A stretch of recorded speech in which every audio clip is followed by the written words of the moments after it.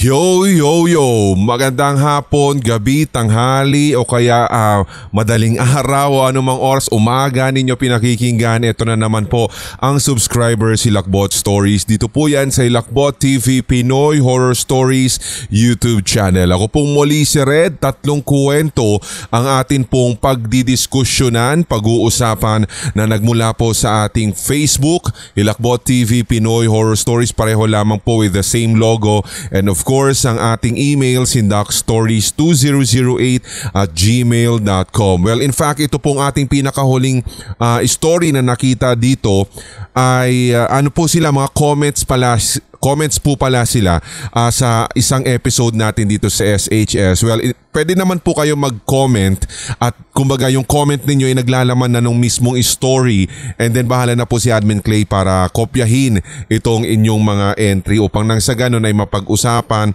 at nang sa ganun ay maisama din natin yan dito. Okay? So ito na ang ating SHS. Alam ko nag-aabang na mga silencers, mga regular listeners, mga maiingay sa ating premiere sa live chat. At syempre ang ating mga channel members. Here we go. You are listening to Subscribers Hilakbot Stories, true horror stories submitted by HTV Positive listeners.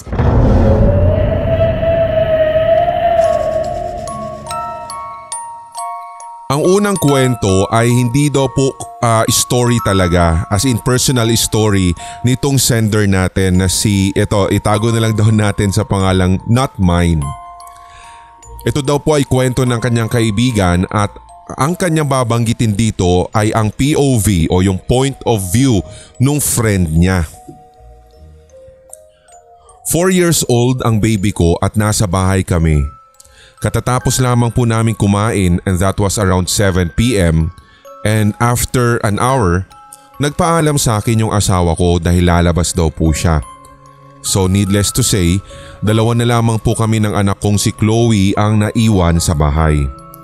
Nakahiga lamang po kami hanggang sa hindi namin namalayan na magpa-past 9 na po iyon, dahil talagang nood na nood o tutok na tutok, yun ang magandang nood na nood. Tutok na tutok po kami sa TV na nasa sala. By the way po pala, doon kami talaga sanay na matulog sa sala dahil malamig. Sa kwarto po kasi parang nasusuffocate ako dahil medyo maliit lang naman yun. Bigla pong may nagpatay ng ilaw namin sa sala. Nung una, ang buong akala ko ay napundi po yung ilaw, kaya tumayo ako agad para i-check, pero nang akin pong i-switch on ay bumalik po yung liwanag. Nag-open or nag-switch on yung ilaw kaya wala nang problema at bumalik na ulit ako sa aming pinanonood. And then after 5 minutes, namatay na naman po yung ilaw namin. Pero sa pangalawang pagkakataon na iyon, nadinig ko po na meron nang nagpindot ng switch. Sa akin lang, paano mangyayari iyon kasama ko yung anak ko na nanonood at nasa tabi ko siya. So tumayo na naman ako para buksan ang ilaw, kaya nag-iisip na rin ako na baka mamaya ay pinagtitripan ako ng asawa ko o kaya ay nagtatago lamang siya at siya itong may gawa ng pag-switch off ng ilaw. Hanggang sa lumipas po yung 1 oras, so far hindi naman na naulit yung pagpatay sindi ng ilaw hanggang sa dinalaw na po kami ng antok. Kaya totally in-off ko na yung ilaw namin kasi hindi rin kami sanay na natutulog po ng may ilaw. So habang pinapatulog ko na po yung anak ko, may nadinig po ako na kumaluskos sa kusina namin. Andun din po yung tunog na parang kutsara na nalaglag, kaya ang buong akala ko ay pusa lamang iyon. Kadalasan po kasi kapag gabi, may nakakapasok na pusa po ng kapitbahay sa loob ng bahay namin, kaya ang akala ko ay siya po yung may gawa nun, yung tunog na iyon. Hanggang sa mas natakot at nagulat ako dahil parang kaldero na po yung nahulog. So dahil doon, tumayo na ako para tingnan yung kusina. Hanggang sa okay, i-process ko lang. Nag-buffer. Hindi ulit, sabi niya dito, tumayo na siya Pumunta siya sa kusina at hinanap yung mga nahulog at doon nga'y nakita daw niya na meron talaga palang nalaglag. Okay, so balik tayo sa kwento. Nang aayusin ko na sana yung mga nahulog na kaldero at maging yung kubyertos, agad ay napaurong talaga ako dahil nakita ko po na may kamay ng bata doon. Nandun po siya sa sulok at kitang-kita ko kung paano po siya kumaway sa akin na para bang nang aasar pa. Knowing na yung anak ko po ay kasama ko nang natutulog, kaya napaka-imposible na merong iba pang bata o siya yung gagawa nun. Takot na takot talaga ako, Sir Red, dahil talagang nakita ko mismo yung kamay ng bata na meron pong balahibo. Hindi ko nga lang po nakita yung buong katawan niya dahil nakatago po siya doon sa isang wall. Kamay lang po talaga na kumakaway ang kanya ipinakita. Nang gabing iyon ay dali-dali po akong lumabas ng bahay at ginising ko yung anak ko. Pinuntahan ko po yung asawa ko. Doon lamang nag-sink in sa utak ko kung bakit madalas meron po ako o nahuhuli ko yung aking anak na may kinakausap sa bahay. Doon ko rin po na-realize, Sir Red, nang aking tanungin mismo o interviewin mismo yung anak ko kung sino yung kinakausap niya.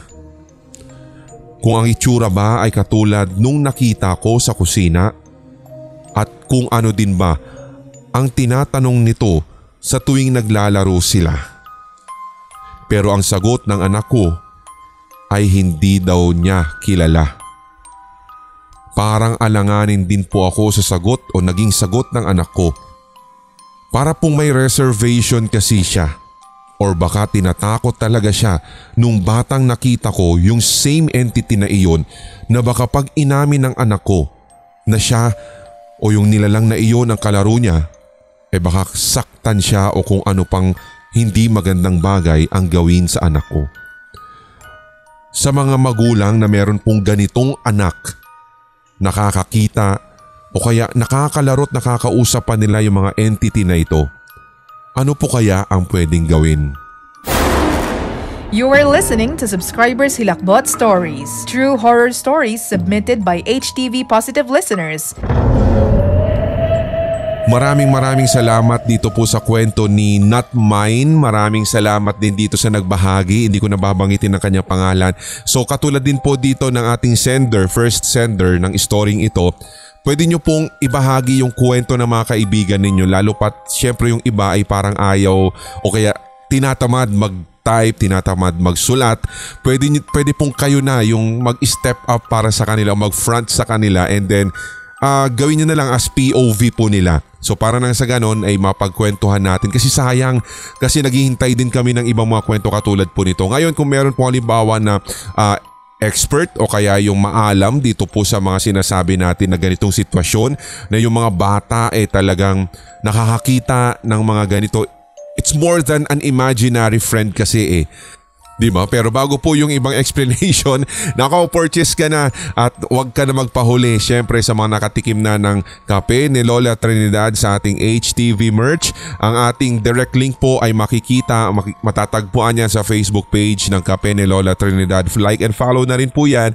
Same through sa ating Hilakbot Facebook page. Sinashare din po natin kahit po sa personal na Facebook ko para na sa ganun di kayo mahirapan na ihanapin. Pero kung halimbawa ikaw ay talagang maraming oras sa pagre-research, Kape ni Lola Trinidad, tas tingnan mo agad yung store kong HTV merch, yun na yun. Okay? So meron tayong drip at saka steep coffee, tikman nyo na po yan. Meron po tayong double choco, macadamia, may barako dahil request po ninyo yon, hazelnut tsaka yung butterscotch na favorite po natin. So sana ay matikman nyo na rin po para at least hindi naman yung parang maniwala ako kay Sir Red, maniwala ako dyan. Tikman mo muna, tamo sigurado makakalimutan mo na may jowa ka. Hindi, pero lang. Are you crazy? HTV merch sa Shopee po At saka Kape ni Lola Trinidad. Marami pa tayong mga items diyan. Kaya check out na bago ma-check out ng iba. Alright. Kaya tulad po ng ibang mga sinasabi natin, balikan lang natin, konting discussion lang dito at sigurado makakapulot ka rin po ng idea, lalo na kung halimbawa isa kang magulang tapos ganito yung anak mo. Ilang beses ko nang na-mention dito sa ating SHS episode na kung saan talagang ang mga bata, sabihin natin mga ages 1 to 3 hanggang minsan nga 6, mga ganyan, talagang susceptible sa mga ganito mga paranormal. Madalas kesa sa hindi. Guys, maniwala kayo, non-believers man o hindi sa paranormal, and even the bravest parents na meron tayo, kapag halimbawa meron kwento sa'yo yung anak mo out of nowhere kahit hindi ka nagtatanong na tungkol sa nakita niyang parang bata daw nakapadyama tapos duguan, may mga ganun Siyempre, iba-brush off mo na lang yan na parang iniisip nila imagination o kaya ano lang to, active fantasy play, di ba? Kasi alam naman natin na itong mga bata na katulad ng nabanggit natin sa age bracket na yon, talagang very vivid tsaka active yung mga imaginations. Kaya talagang marami din pong pwede magsabi sa mga magulang na product lang yan ng yung creative fantasy play na tinatawag, or ito ay parang alam mo yon, salig doon sa mga kwento ng mga imaginary friends. And it is not definitely or actually a real ghost. At saka kung halimbawa ang isang magulang naman, just in case ito na medyo alarming na nga at talaga parang laging kaya madalas na yung pagkikwento ng bata sa kanya ng mga nakikita niya. Of course, bilang magulang, ang gusto natin sa mga anak natin ay protection, di ba? Maprotektahan sila sa nakikita man o hindi ng ating mga mata. Kaya yung iba dyan, tatawag na po ng mga paranormal investigators, mga pari o kahit sino pa man na pwede pong makapag-bless, makapagbendisyon ng bahay para ma-cleanse ito at nang sa ganon ay mabawasan o kung hindi man ay totally maproteksyonan natin yung mga anak natin sa mga nakikita daw niya na mga multo sa loob ng bahay. Pero syempre sabi nga natin, mas mainam pa rin kung halimbawa tayo sasangguni din sa mga eksperto, halimbawa sa mga psychologist, mga ganyan, kasi marami din pong explanation ng siyensya pagdating po dito sa mga imaginary friends na ito. Of course, ang lagi nilang sasabihin, it's all in the mind. Lahat ng mga naririyan, mga detalye, mga imahe sa isipan or sa utak natin ay, alam mo yon, isang natural na connection between events, or somehow yung iba ay talagang produkto ng ating yun nga yung malilikot na isipan. Kaya yun yung binabalikan ko nga kanina sa inyo at nabanggit ko na talagang mga pagdating sa mga bata, creative, active ang imaginations ng mga yan. Ano nga daw ba yung pwede din daw gawin? Meron din po tayo nabasa sa isang online article noon. Masyado bang weird kung sasabihin ko, kaya medyo corny ba kung aaminin ko sa inyo, nagbabasa din ako ng mga tungkol sa mga ganito. Napilitan na ako nandito na kasi tayo sa horror Pero yun nga, sabi nga natin, ang unang pwede nyo daw gawin just in case out of nowhere nga umamin yung anak ninyo na may nakikita siya doon sa loob ng bahay ninyo. May it be bagong bahay, bagong patayo yan, o kaya naman nilipatan na bago or apartment na nirerentahan. Unang gagawin ninyo ay dapat kalmado lang kayo, di ba? Wag ka mag-freak out sa harapan ng iyong anak na parang syempre takot na takot kahit gaano ka daw katakot doon sa nai-imagine mong imahe na dinedescribe ng anak mo sa iyo. Alam naman natin ng mga bata hindi kasi marunong talaga magsinungaling. Karamihan sa mga yan, kung ano yung nakita nila, yun ang kanilang sasabihin. Kung ano yung nadinig nila, yun ang kanilang sasabihin, di ba? Kaya ito nga, i-consider natin yung ganong factor. Syempre, even if you do or don't believe, kailangan wag mong hahayaan na mas matakot yung anak mo, di ba? Or kaya mag-cause ng issue sa psychological aspect niya to the point na parang ayaw niya nang matulog sa sarili niyang kwarto o kaya ayaw niya nang matulog sa bahay. Another is ask descriptive questions. Ganito rin po yung ginawa namin on my personal note. Ganito rin yung ginawa namin doon sa pamangkin kong isa na yun nga yung lagi ko pong kinikwento kung talagang solid ka sa amin, napakinggan mo na dati ito, na meron akong pamangkin na parang may kinakausap siya doon sa bakanting room sa bahay po ng aking kuya. Totoo po yun. nagtanong kami na nagtanong sa kanya. Siyempre kailangan naming malaman kung ano yung nakita niya. Kasi pwede daw po itong makatulong para madetermina kung anong klase ba yung nagbabother doon sa bata. 'Di ba? Na kung saan pwede po silang, alam mo yung mararamdaman nilang upset, scared, kaya ito nga yung hilakbot na tinatawag, 'di ba? Maaari kasi na itong mga description na ito na sasabihin ng mga bata, ayun pala, doon natin ma-figure out na sa dream lang pala niya ito at hindi talaga sa totoong buhay niya, di ba? At saka kahit papaano ay pwede rin natin mapinpoint daw kung ito ba ay certain person na konektado sa inyong pamilya. So I hope na ito pong mga nabanggit po ng inyong lingkod ay isa sa mga pwedeng makatulong sa inyo just in case meron po kayong ganito. Katulad kasi nito na isegue ko na rin dahil kahit papaano konektado siya doon sa mga binabanggit at dinidiscuss ko dito. Dahil ang sabi nga nito, sabi po nitong sender natin na dun niya napagtanto, dun nag-sink in sa utak niya na kung bakit laging may kinakausap daw yung kanyang anak dun sa bahay. O diba? And of course, ito rin, ihabol ko lang, rule of thumb kasi, and of course a piece of advice na rin sa mga parents na ganito. Kailangan nyo rin daw kasing i-treat as parang imaginary friend yung ghost na nakikita nung bata doon sa loob ng inyong bahay. Diba? Siyempre kapag nakita nila yan, yun na yung paniniwalaan nila. Kasi mahirap yung, alam mo yun, yung sasabihin natin frankly na you're just imagining, they don't really exist. Diba? Kapag halimbawa ito yung mga nilitanya natin sa kanila or ito yung mga binanggit natin na mga blanket statements na ito, tuloy parang hindi na lang magsasalita yung bata, hindi na lang siya makikwento kasi wala daw naniniwala di ba? So kahit paano sana po yung nakatulong po ito at baka yung iba dyan yamot na dahil nagdadaldal na naman. O kahit paano naman related sa story ito at related din po sa tema nitong SHS, ito pong ating pinag-uusapan at kahit paano ay nakatulong po sa inyo. Second story na po tayo, alam ko naghihintay na at sana ay katulad po ng ating second sender at alam ko after ko mabasa nito mag-check out na yan ng kape ni Lola Trinidad. O, di ba? Go na. Ano po ito? Next sender natin, si Ma'am Lovie. You are listening to Subscribers Hilakbot Stories, true horror stories submitted by HTV Positive listeners.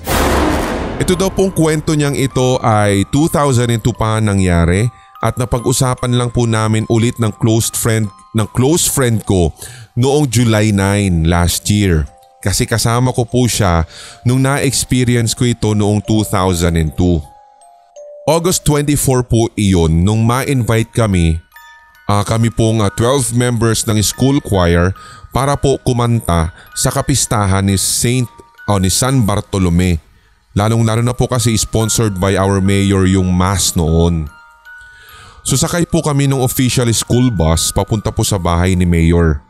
Dahil wala nga din po kaming kasamang teacher at tanging mga choir masters po namin at yung mga choir masters namin ay inaantay na lang kami sa venue. So bago kami umakyat ng bus, nag-head count yung aming bus driver na si Kuya Jesus. So 12 kaming sakay niya, papunta at pabalik ng school. Natapos kaming kumanta, ayan na binalik na po kami ni Kuya Jesus sa school at bandang alas 8 na iyon ng gabi. Doon na po kasi ang usapan namin na maghihintay ng mga sundo. Muli po kaming binilang bago bumaba ng bus. 12 po kaming sakay kanina at nagpicture pa nga kami sa guardhouse ng school para daw may patunay si Kuya na hindi nag-mall o walang ibang pinuntahan yung ibang mga kasama ko matapos namin kumanta sa pista. Hanggang sa dumating po ang araw ng Lunes at nakita kami ni Kuya Jesus sa gym parking ng school at isang katanungan po ang gumimbal at ikinagulat ng lahat. Ang sabi po niya, "Hoy kayo, sa sobrang likot at iingay ninyo, hindi nyo napansin na may naiwan kayong kasama na babae? Naka-fatigue, type B."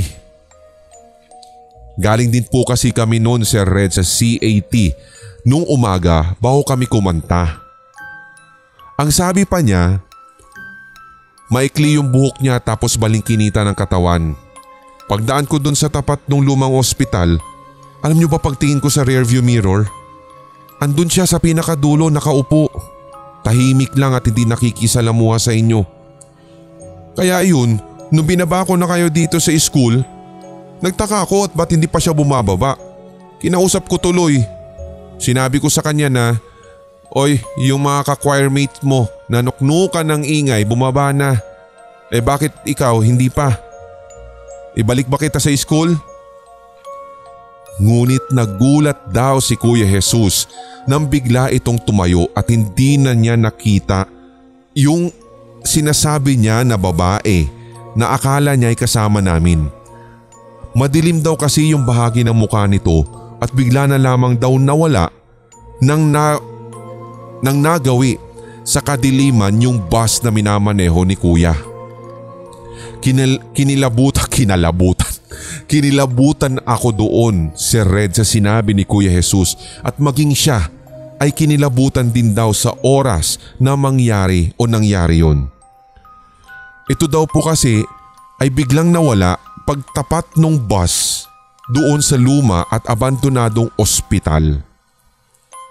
Natulala na lamang kami talaga, Sir Red, sa sinabi ng aming school bus driver dahil hindi lang pala 12 ang sakay niya kundi 13. Pinakita pa nga po namin kay Kuya Jesus yung na-develop na picture namin na 12 choir members na kinunan nila nung bumaba kami, pero yung sinasabi niyang babaeng estudyante na bumaba sa tapat ng abandonadong ospital ay wala. You are listening to Subscribers Hilakbot Stories, true horror stories submitted by HTV Positive listeners. Maraming salamat kay Ma'am Lovie sa pagbabahagi ng kwentong ito. Medyo kinikilabutan ako doon. Naka-C80, naka-fatigue di ba? Baka sundalo to ha, sundalo yan. Hindi lang kala mo C80 lang. Di ba? Maraming salamat din po pala sa lahat po ng mga channel members natin. Thank you for making this episode possible. At syempre ganoon na rin sa mga regular listeners na silencers hanggang sa moment na ito. Thank you very much. At saka yung mga, alam mo yun, yung mga medyo nahihiwagaan sa format ng ating SHS. Ganito po talaga. So sana please masanay na po kayo. Okay? Nasa ipang ilan na to, 300 plus na episode na ito. Di ba? Maraming salamat sa mga nag-abang at naghihintay po pala ng ating SHS episodes at pasensya na talaga medyo naantala dahil marami po tayo mga inaasikaso sa ating buhay sa school, sa business, sa atin pong syempre sa iba pang mga gagawin po sa mga family, alam mo yan. So hindi na po natin detalye pero sana po ay andyan pa rin kayo kahit gaano man katagal at sana po ay hindi kayo, alam mo yun, hindi nyo kami iiwan. Okay? Sindak Short Stories, marami pa tayong mga kwento doon. Please palaguin nyo rin po yung ating subscribers doon sa sana po ay isa kayo sa mga mag-subscribe na sa Sindak Short Stories at maging syempre sa Hilakbot Haunted History at sa Red Diaries Tagalog Love Story. Sa mga nagtatanong kailan ang new episode sa Pulang Likido Animated, basta makaipon pa po kami muna ng pambayad sa mga animators, why not magkakaroon po tayo ng mga bagong episodes doon. Third and last story ay mula naman po dito sa isang comment, dun niya po ito sinend. Hindi ko na po alam kung saang particular na episode pero ito na siya. You are listening to Subscribers Hilakbot Stories, true horror stories submitted by HTV Positive listeners. So sabi niya, siya daw po si Glenda. Minsan po, Sir Red, ay nananaginip ako ng 4 to 5 a.m. at nagising po talaga ako noon na umiiyak. Yung ex ko nung kami pa ay nanaginip ako na may iba siya. Tapos paggising ko, tinawagan ko talaga siya tapos tinanong ko kung may iba siya. Pero deny to death siya nung una. Tapos nung huli ay umamin din. Mga ilang days na daw po pala sila. Kaya ayun, hanggang ngayon hindi na talaga ako nagmahal. Pero okay na ako ngayon at 5 taon na rin po nakalilipas simula nang mangyari yun. Nakakatakot talagang magmahal. Lalo kung alam mong lolokohin ka lang, di ba? Kala ko naman makapanindig ba na hibo ito, Glenda, ito naman si Glenda. Halika nga dito, kiss kita. Ewan ko sa inyo. Ito na nga, next na tayo muna dito kasi meron pa pong ibang comment. Panaginip din daw ito. Ito naman ay mula kay Samantha Chelsea. Napanaginipan ko naman po, Sir Red, nung grade 6 pa ako na nasa kabaong si Lolo pero nasa kanal sa harap ng bahay namin. Open po kasi ito na may mataas na hanggang bewang at talagang hahakbang ka pa ng malaki upang makatawid lang dito. Nitong 2016 lamang po namatay si Lolo. Nahulog sa kanal, nadulas po kasi siya sa kahoy na tulay at nabagok yung ulo niya doon. Medyo may uka na rin po kasi yung ilalim ng kanal kaya nalunod din siya at hindi po siya agad nakatayo. Nangyari po kasi iyon nung maulan at nasa trabaho po kami nung mangyari iyon.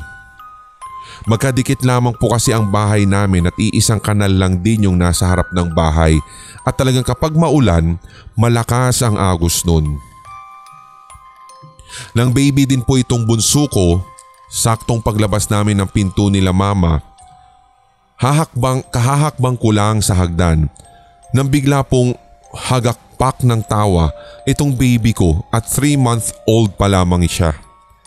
Kinilabutan ako noon, Sir Red, kasi buhat ko lang siya noon at tatambay po sana kami sa harapan ng bahay at sa harap ng puno ng mangga. Pero dun po siya nakatingin. Nangilabot po talaga ako at tapos sumigaw na lamang si mama at nagtatalon dahil nanalo po siya sa wedding. Kung meron man dito sa bahay namin, tiyak ko mababait naman siguro. Okay, guys, nagets nyo yung ating last story ha. Siguro magkaibang kwento siya. Si Glenda yung tungkol po dun sa napanaginipan daw niya na nagkatotoo na may iba yung kanyang ex. Kaya ex niya na ngayon kasi iniwan na niya. So 5 years na nangyari. So may tendency palang ganun minsan na iisip mo or baka product lang din talaga ito ng alam mo yun na parang instinct ng isang babae. Di ba? Malay mo, lagi mo kasi iniisip siguro yun, Glenda, baka ganun, di ba? Anyway, ito naman si Samantha, 2 kwento po yung kanyang binanggit. Yung una, yung napanaginipan niya na nasa kabaong si Lolo at ito'y nasa harapan ng kanal na parang ganun din na nangyari, nagkatotoo. At yung naging cause ng pagkamatay ni Lolo ay yung kanal nila at yung tulay na nandun daw po sa ibabaw na tawiran na dulas doon na bagok yung ulo ni Lolo. Sumalangit na prayers po. And then yung last story ni Samantha, tungkol naman ito sa kanyang 3-month-old na baby na bigla daw pong humagalpak, as in tumawa daw po ng malakas na parang meron tinitingnan doon sa harap ng puno ng mangga. Tapos maaaring swerte daw po yun, mabait daw na nila lang dahil parang yun nga, sumigaw daw yung mama niya na nanalo daw sila sa wedding. So yun, malay natin, di ba? Hindi natin alam kasi alam nyo naman tayo mga Pilipino, pagdating sa mga swerte, pagdating sa mga malas, marami tayong pwedeng maikabit na mga bagay-bagay. So huwag na natin masyadong sisihin yung mga ninuno natin kung bakit tayo parang alam mo yun,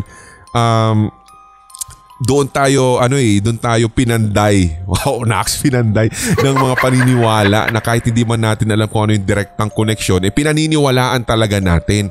Di ba? It's minsan all in the mind talaga, totoo yun. Kumbaga sa psychology, parang minamanifest mo na naniniwala kang swerte ito or malas ito. So talagang mangyayari at mangyayari. You are listening to Subscribers Hilakbot Stories, true horror stories submitted by HTV Positive listeners. Well, kayo din kung halimbawa meron din kayong kwento na katulad po nito, mga panaginip na nagkatotoo, maaari nyo po itong ibahagi sa amin. Wag naman masyadong 30 minutes naman nakahaba yung mangyayari kapag babasahin natin. Okay lang po kahit short pero nandun talaga lahat nung rekado na kailangan natin, di ba? So i-send na po yan sindakstories2008@gmail.com at syempre pa yung ating Facebook, pwede rin kayo mag-PM doon, Hilakbot TV Pinoy Horror Stories. Pwede rin po ninyo i-comment dito po sa baba ng videong ito at si Admin Clay na po ang bahala. Ulitin po namin, hindi po siya agad-agad na mai-feature dahil tambak po talaga at I'm very sorry kung hindi ko po kaya na i-insert lahat as much as I wanted na i-insert lahat, magkalabo-labo na, di ba? Pero ang gusto kasi namin, piliin namin and then pagsama-samahin kung halimbawa pamangkin horror stories to, kung tulay horror stories to. So yun, para at least may connection ba? Katulad na rin po ng mga unang ginagawa natin, yung Mother's Day special, di ba? Mga Mother's Day horror stories, mga ganyan. So sana po ay maintindihan po ng mga senders natin na nakikinig ngayon. Ako pong muli si Red, maraming salamat sa pag-antabay at kung nakaabot ka hanggang sa puntong ito, solid ka talaga dito. Solid na solid HTV positive listener ka at swertihin ka ng 5 days, tatama ka sa wedding. May wedding pa ba? Are you crazy? Tuloy-tuloy lang ang hawaan para wala ng galingan, kapit lang sa matigas, himas lang sa madulas. Oh yeah! At lahat tayo magiging solid HTV positive. Love you guys! May mga kwentong kababalaghan o mga karanasan kang kahilahilakbot na nagmumulto sa iyong memorya? Ibahagi na yan sa pamamagitan ng voice message o kaya i-type at i-send sa sindakstories2008@gmail.com. Maaari ring i-private message sa Hilakbot TV Facebook page. Ating pagkwentuhan ang inyong real paranormal experiences kasama si Red. Lunes at Biyernes. Ito ang Subscribers Hilakbot Stories.